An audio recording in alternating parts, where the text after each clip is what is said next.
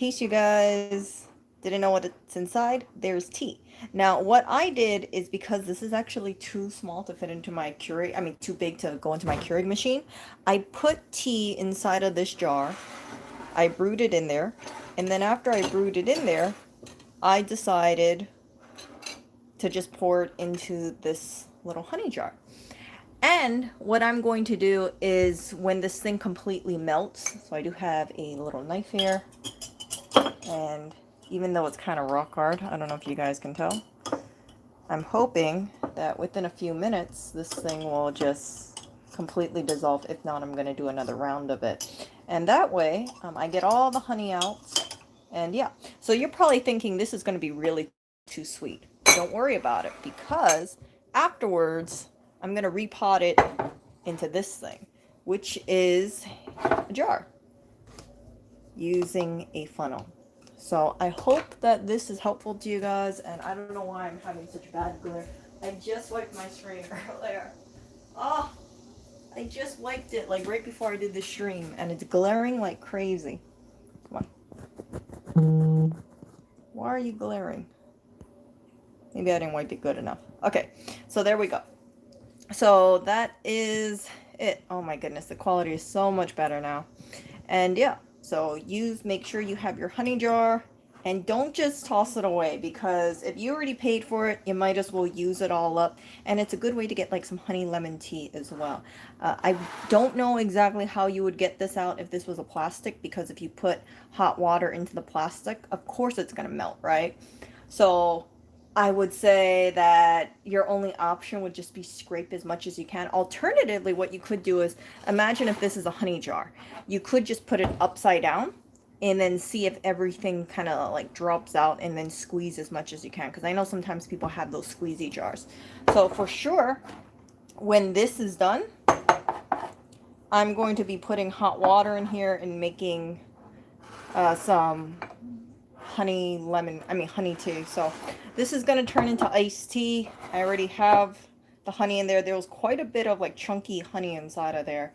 And then I'll just brew more tea and then just add it up. So I think the amount of honey left is definitely going to cover up this much tea if I did, right? So that is all I wanted to say today. It's a really, really short stream, and to be honest, I kind of want to reuse this jar. I actually think I might keep it because it's so cute. My friend got it for me, for sure. And oh my god, that didn't make sense. My friend got it for me, and she got it for me from Seattle. And let me see, I think I still have the tag. I was kind of curious what kind of honey it was. So it's this, look at this. Honey, raw and pure blackberry. See that? Moon Valley is your source for quality pure raw honey. Our location is in the foothills of Cascade Mountains, allows our bees access to pure sources of the Northwest premier flower nectars. See, when crystallization occurs, place the jar in simmering water. So you could actually put this, yeah, I could have actually done that. Put the jar in some simmering water, and then the honey would have, the heat would have caused it to melt out. But instead what I did is I just put tea inside of it. See? So this is the website, moonvalleyorganics.com. Good stuff. I'm happy I kept the tag, because in case you guys are in Washington, you guys can have your own little honey guy. And I think I've spoken to you guys about like zero waste. And I don't really see any zero waste stores near us. And I don't know how that's going to go because of, the situation. They don't want some people, they don't want even, for a while, they didn't want people reusing their own bags. But if I went to, let's say, a zero waste store and they had one of those containers of honey, like you could refill your own, like, wouldn't that be so cute if I just refilled my own honey jar? I think that would be adorable. Like, I bring my own little honey jar, I refill it, and I never have to buy another honey jar again. I just keep reusing it. So after I'm done with it, make some tea, put any extra, like if it's too sweet, put more tea inside of it, so that way the honey tea balance is correct. Throw this in the dishwasher, bring it to a store, refill it with honey, and like repeat the cycle. And that is a way to be minimalistic. And yeah, So that was my little tip. I don't know why I covered this thing because I need this to air out. But this is going to be some super sweet honey. Talking about that, I don't know if you guys can see, but there's still crystallization on his little... Look at the little paws! Look at those little paws. They're so cute. Let's see. Oh yeah, it's loosening up. Uh-oh, we have a starving kitten over here. Oreo, come on. What time is it, you guys? Okay, he's gonna get fed in about 1.5 hours. He does not need food right now. But he knows I'm streaming, so I think he wants to plead his case, like, woe is me, I'm so hungry. So yeah, when I do this kind of stuff, I try to keep it inside the sink, because I usually make a big mess. Sometimes when I'm doing certain things. Oreo, what? Oreo, come on, you drama queen.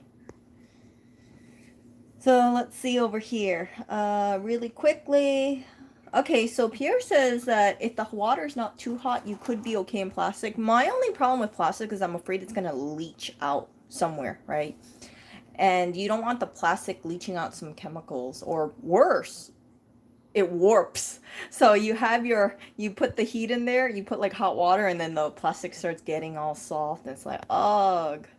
So, yeah. I hope this tip saves you guys money. As I've said to you guys before, really try to make your resources stretch out in terms of like things like honey. Honey, I think, is about $8 a pound or so.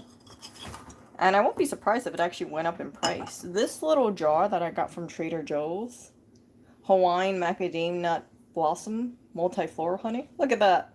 Okay, I had to get the Hawaiian honey. See this? This was $4.99, and I think it was like $4.99, and it was 8 ounces. So let's just run out $10 for this thing. And yeah, I don't have any use for this jar afterwards, so I'll put some tea in here, and again, just make some honey tea. But yeah, that is it. Sometimes I think like people, they think, oh, I can't get the honey out, let me just toss out the whole jar, and there might be a whole lot of honey stuck in here. And this one definitely had a lot of crystallization. So yeah, I'm gonna enjoy this tea. I think Lewis will like this tea because he really likes iced tea. And if you make this yourself, it is so much cheaper. You squeeze the honey right out of the bees. Okay, Sonny, I don't know what you're squeezing out of the bees, but they lay their own honey, so I think Sunny might be squeezing out some bee guts instead, and I'll just leave it at that. Yeah, I don't know if Sunny's getting 100% honey. Something tells me he'd be getting a little bit of honey and mostly bee innards. So yeah, you guys take care, and I shall see. I gotta wait for this thing to cool down, and I'm also gonna like stir it every once in a while. I'm using a butter knife, so that way it's not too it's not too scratchy. See? But you can tell. See, it's looking more see-through. And whatever extra I have, I'll just reboil more water into here because I'm going to have to fill this thing up. And then do the same process, right? Make some tea, let it sit for about 3 minutes, take the tea bags out. I put them in the sink because I've always thought like, I don't want to put anything hot into the trash can. And then just pour this into there and then let it steep for a little bit. And I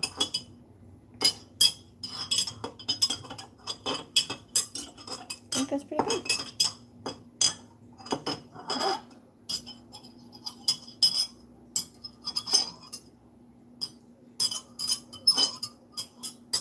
But something tells me about at least 85% of the honey is already dissolved. Actually, you know what? Let's just do it right now. Let's see how this is.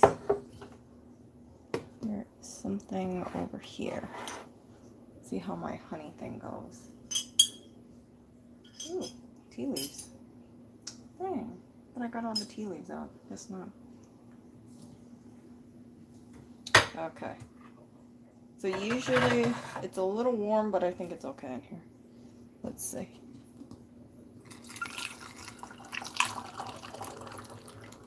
See that? And look, most of the honey is gone. Ta-da! Simple as that. So Let me pour more tea into here. Usually I like doing this in the sink, because that way if it dribbles, all I have to do is rinse it out. But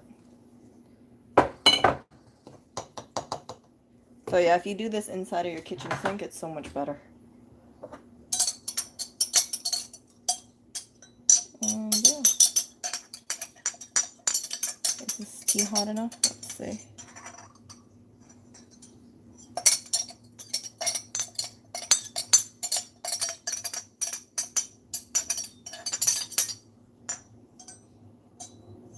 You can see it's dissolving in there. So I'm gonna boil more tea. And then that is it. See? So maybe about 3 cups more, I think would be good. And 3 cups might be pushing it, but that's okay. There was quite a bit of honey over here. So talk to you guys later. Reuse your jars, reuse your reuse your jars as much as you can, and if you have something, just try to use up definitely as much as you can inside. Better to do that way, because if you're like me and you like recycling your jars, if you don't take everything out, it's just gonna go in the dishwasher.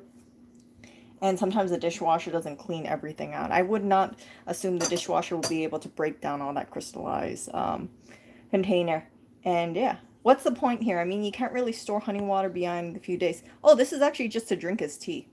That's all. So Lewis and I will drink tea today. See, we'll drink some honey tea. And then I can add in some, I have some lemon juice or lime juice. And then add some honey, lemon, lime, iced tea. Wait for it to cool down, maybe add some ice cubes in there.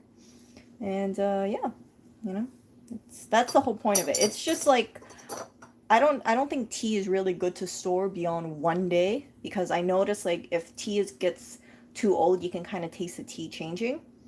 But like sometimes I remember before I used to go to, where is it, Popeyes, and they would have sweetened tea, and I can taste sometimes like, oh, the tea tastes, it doesn't taste fresh because it has that like bitter aftertaste. You know what I'm talking about? But if you go somewhere like Raising Cane's, oh, I love Raising Cane's so much. Raising Cane's, their sweet tea is always on point. I always go with like a half mix whenever I get sweet tea, and I haven't got sweet tea in about 2 years. So, but yeah, if I do decide to get sweet tea and they do have like all you can refill kind of things, I don't ever go full sweetness, because that's just way too sweet. Yeah. Oh, no, honey doesn't expire. Yeah, it doesn't go bad. People actually apply honey to wounds because it's antimicrobial.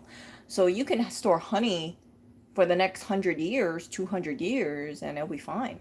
Seriously. Seriously. Yeah, but once you add water in there, then it's not good forever. So sometimes it's like honey is one of those things. I feel if someone wants to stockpile on it, it's okay. You know, I wish honey was cheaper, but it is what it is. And let's see how much honey I have over here. Yeah, so I'm probably gonna have to buy some honey soon, because I have maybe about, depending on how much honey I use, like 1-2 weeks of honey left in here. Yeah, because I like honey with my morning yogurt, my Faye yogurt. I never had yogurt today yet, but I use a lot of honey. I'm not like a freaking place where they add just like a little drizzle. I put like in a big scoopful, and I'm like, yep, I'm gonna use all the honey I want, because it's so much cheaper than buying it from New York for sure.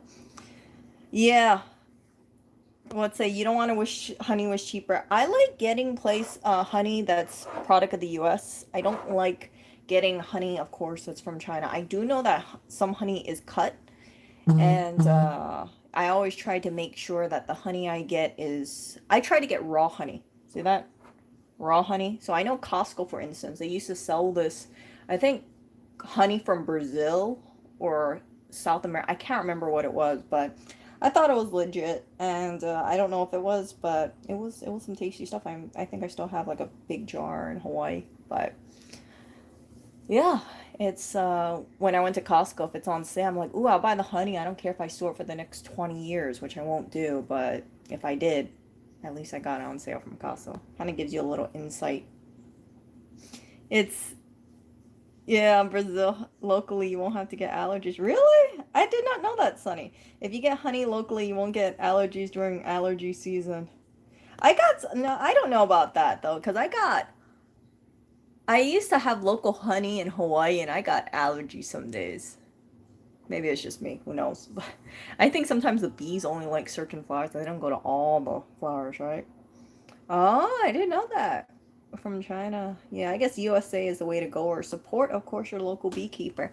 Sometimes I hear about, and this is just my personal belief, I have a lot of respect for beekeepers. I know this is going off tangent because sometimes, right? Like beekeepers, it's not a, I don't consider it to be easy job. And if you're a local beekeeper, you obviously have to care about your bees because you don't want your hive to collapse. If there's some kind of disease out there, you want to protect your little bees as much as possible. Some people, or some beekeepers, they bring their bees over to farms to help pollination, for things like apples and oranges. And that's why sometimes, like, I get really irked when people say, "Yeah, don't eat honey because it's not vegan." I know people are gonna say, "Oh my gosh, she's going into this stuff." No, seriously, because they'll say, you should not consume honey because the honeys are meant for the bees. But the way I see it is that if you have a responsible beekeeper, in my opinion, it's okay. I think that it's sad when some people just like hyper focus on maybe, the beekeepers that aren't so good, and then just like blanket statement everybody. Just like some people, they don't like time farmers because they assume that small time farmers treat their animals the same as maybe like some big companies, and I don't find that to be the case.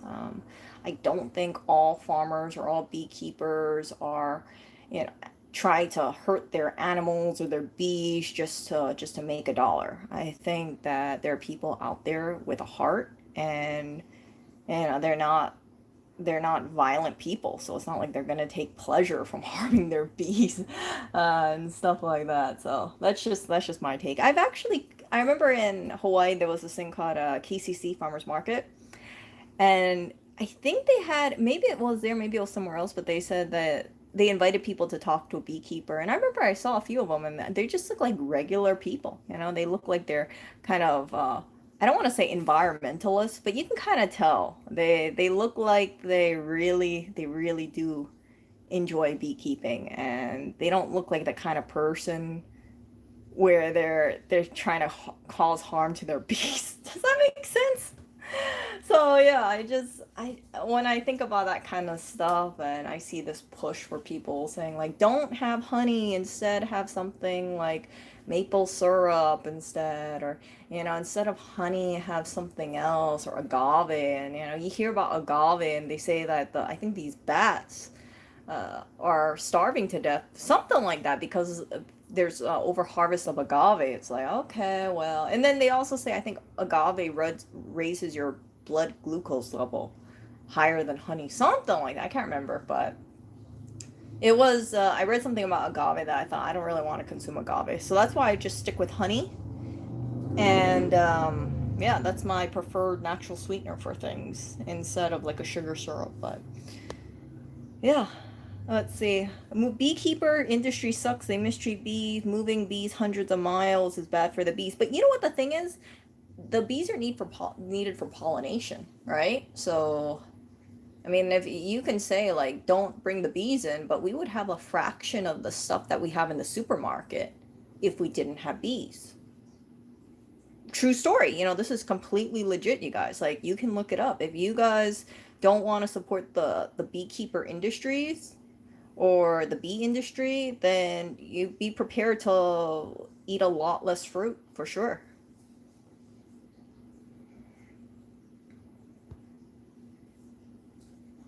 So I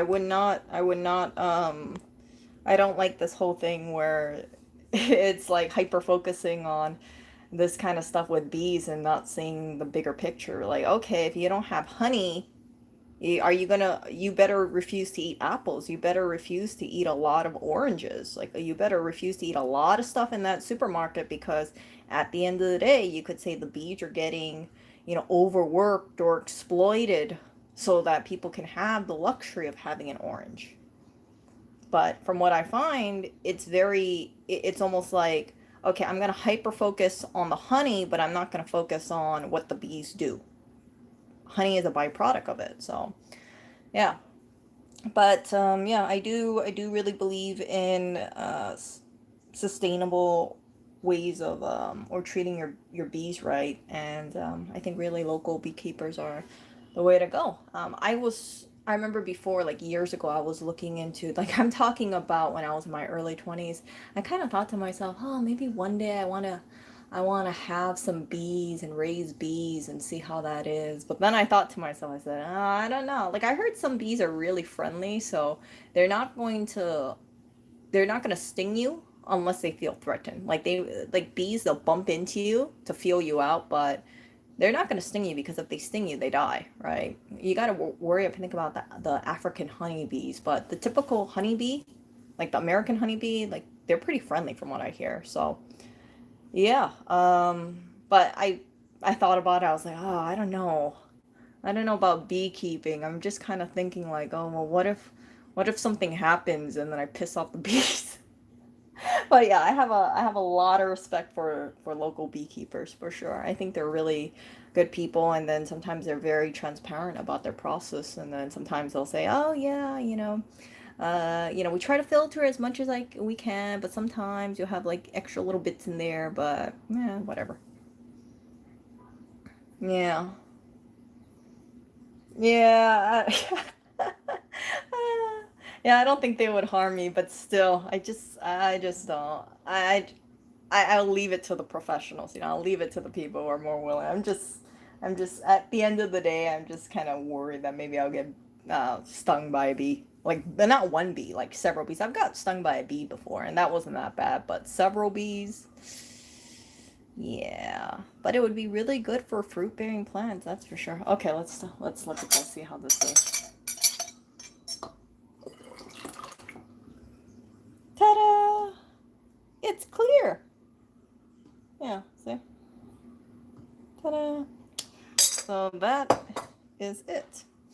Reheat sugar from bees. So I'll talk to you guys later. I'm gonna go make more tea. And I think just remember how much sugar this is. This is gonna be some really sweet tea. And I know this stream turned out much longer than I expected. But seriously, try to buy, in my opinion, honey that, if you can, like you have strong belief that it isn't cut by something else. Don't just go for the cheapest honey. I try to buy legit honey. Even then, I'm not too sure, but I think Hawaiian honey from the U.S. from Trader Joe's. I like to think that's legit. That's just me. See ya.